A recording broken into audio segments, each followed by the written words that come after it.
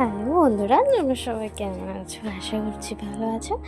আর জানো তো, আজকে তোমাদের সাথে এই আমরা পেয়ারা লেবু মাখাটা শেয়ার করার কোনো কথাই ছিল না। তারপর ভাবলাম যে না, শেয়ারই করি। তো আমি আমরা পেয়ারা মাখা খেয়েছি, কিন্তু কখনো না লেবু মাখা খাইনি। তাই বেশি না, 4-5টা লেবু দিয়েছিলাম সরু সরু করে কেটে।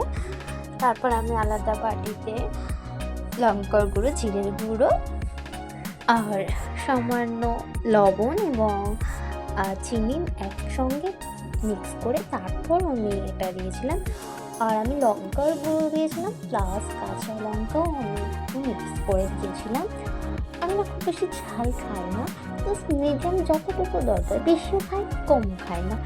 তো তারপর আমি সব কিছু একসাথে মিক্স করে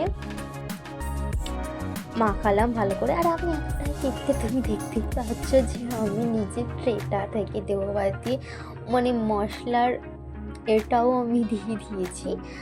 তো সব কিছু আমার মশলা যখন রেডি হয়ে গেল, তারপর আমি সেটা মাখিয়ে দিলাম ভালো করে।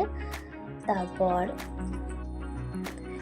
ভালো করে মাখিয়ে আমি বেশ কিছুক্ষণ রেখে দিয়েছিলাম চিনিটা যাতে গলে যায় এবং একটু যাতে মানে ভিজে যায়, মানে জাস্ট একটু মিষ্টি রস, টক ঝাল মিষ্টি জল একটু বেরায়।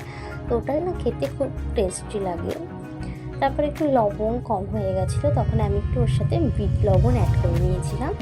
তো তারপর ফাইনালি এটা আমার মাখানো, যদিও খুব একটা কালারফুল হয়নি, কারণ আমি তো খুব বেশি ঝাল খাই না, তার জন্য বেশি লঙ্কার গুঁড়োটা দেওয়া হয়নি। তারপর খেয়ে দেখলাম জাস্ট টেস্টি।